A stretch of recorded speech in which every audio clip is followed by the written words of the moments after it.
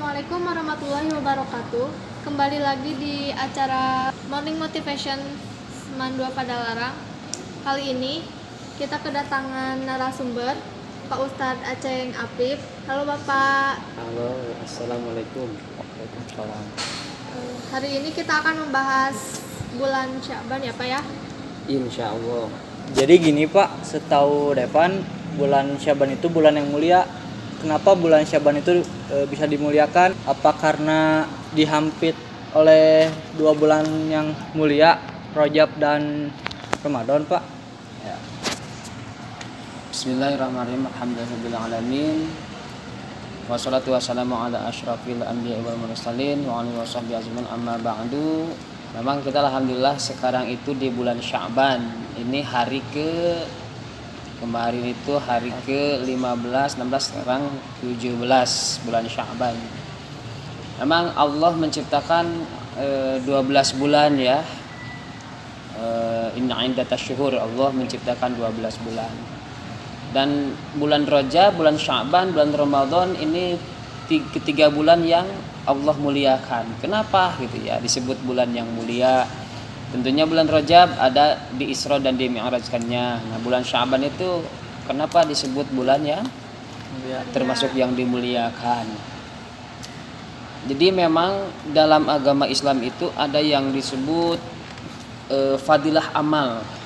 Fadilah amal ini ada yang karena waktu, ada yang karena tempat. Kalau tempat misalkan kita sholat di Masjid Seman 2 dengan sholat di Masjidil Haram itu pahalanya berbeda.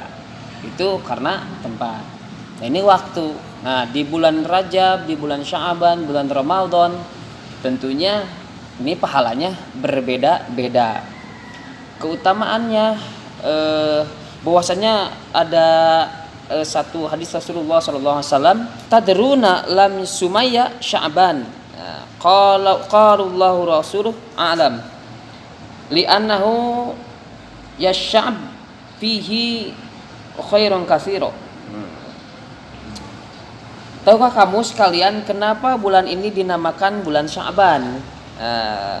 Para sahabat berkata, Allah dan Rasulnya yang lebih tahu.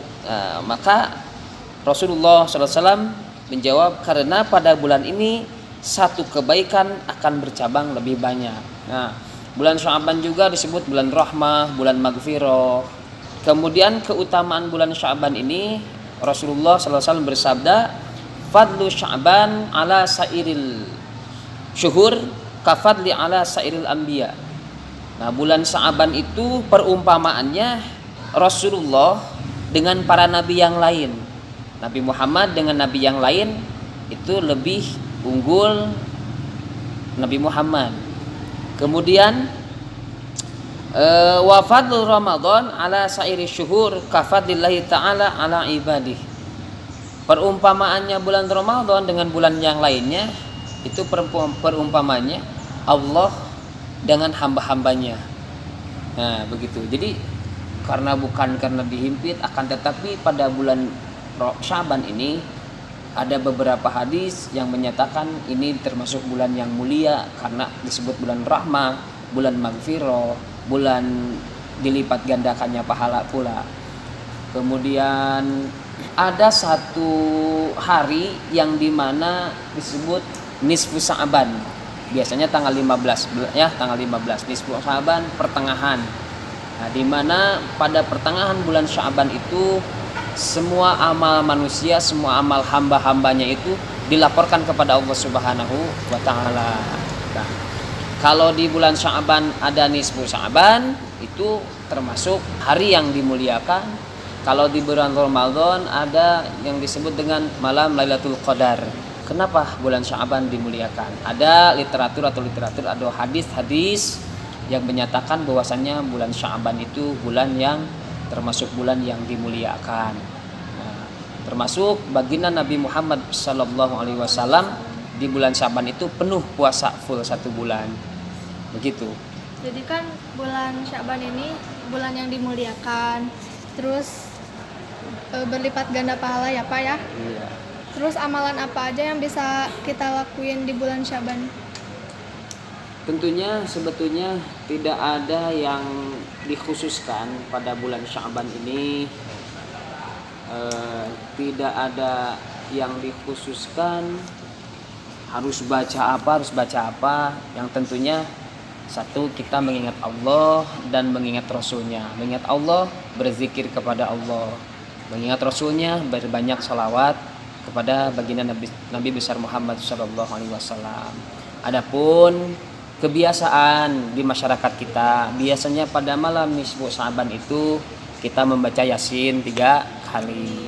Tidak ada khusus hadis ataupun penjelasan yang menerangkan bahwasanya pada malam nisfu Sya'ban kita harus membaca Yasin sebanyak 3 kali, tidak ada. Cuman ada hadis yang umum, yang am, barang siapa yang membaca Yasin setiap malam maka akan fadilahnya kan. Nah, makanya kenapa tadi dikatakan ada amalan khusus? Tidak ada. Ketika pada tanggal 15 nisfu Sya'ban itu para malaikat melaporkan. Jadi kalau kita setiap tahun atau setiap 3 bulan atau setiap 6 bulan kita ada laporan ke orang tua. Nah, para malaikat pun begitu melaporkan amalan kita, catatan amalan kita kepada Allah Subhanahu wa taala, sehingga para ulama pada zaman tabi'in membiasakan kebiasaan pada malam nisfu Sya'ban ini dari mulai maghrib sampai isya biasanya duduk di masjid, berzikir, berdoa kepada Allah Subhanahu wa taala, karena pada saat kita dilaporkan kepada Allah kita sedang beribadah. Kalau kita dilaporkan ingin yang baik-baik. Nah, makanya pada saat kita malam nisfu Sya'ban itu ketika kita dilaporkan oleh malaikat kita sedang duduk di masjid, sedang i'tikaf, sedang berdoa, sedang berzikir. Bahkan ada satu keterangan berdoa di malam nisfu Sya'ban itu doanya tidak akan tertolak. Begitu.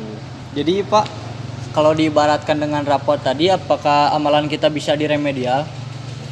Nah, apakah amalan kita bisa diremedial? Tentunya anakku sekalian, di sini ada satu hadis yang menyatakan ata Jibrila liyatan nisfi minasya'bani wa qala gitu.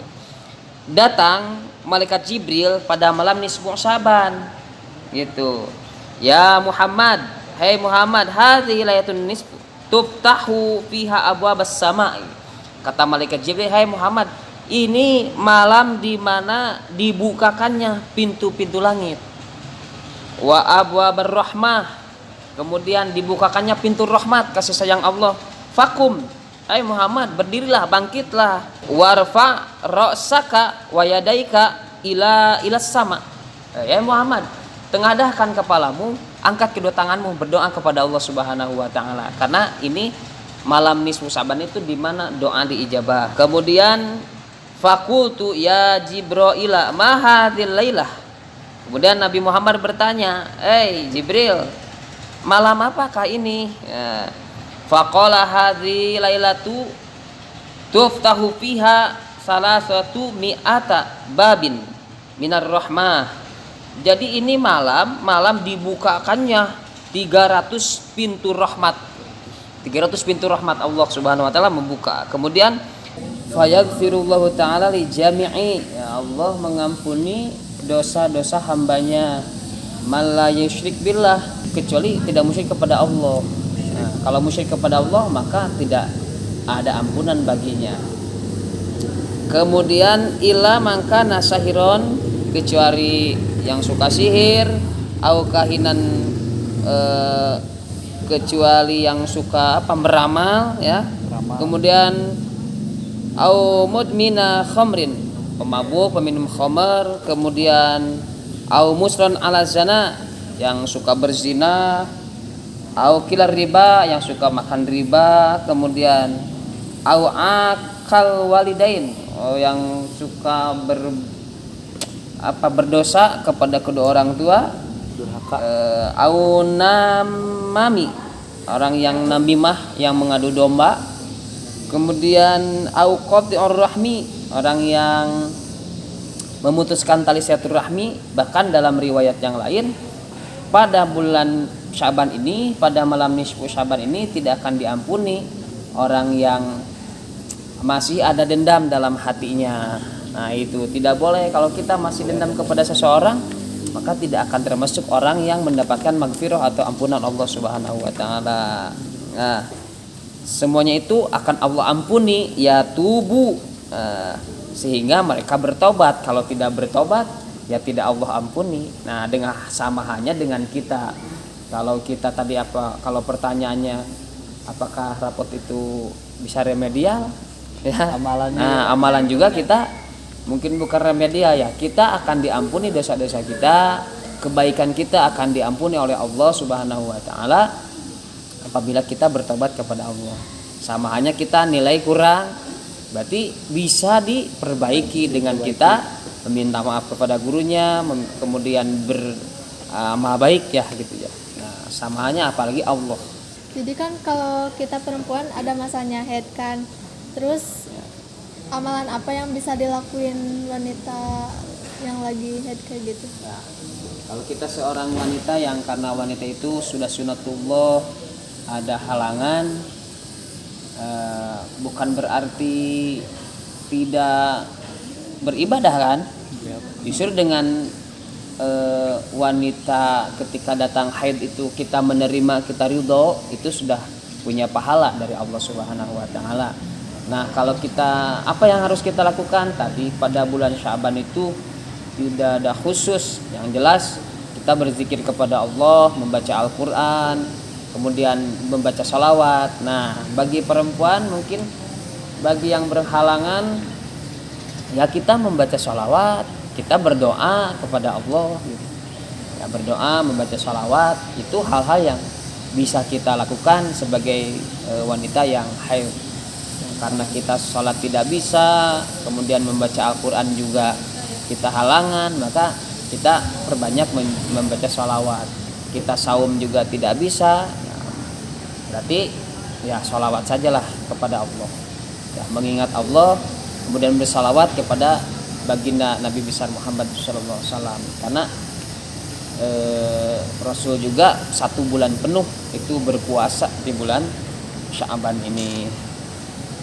Itu mungkin diantara kemuliaan-kemuliaan kenapa bulan Ramadan bulan Sya'ban itu dimuliakan.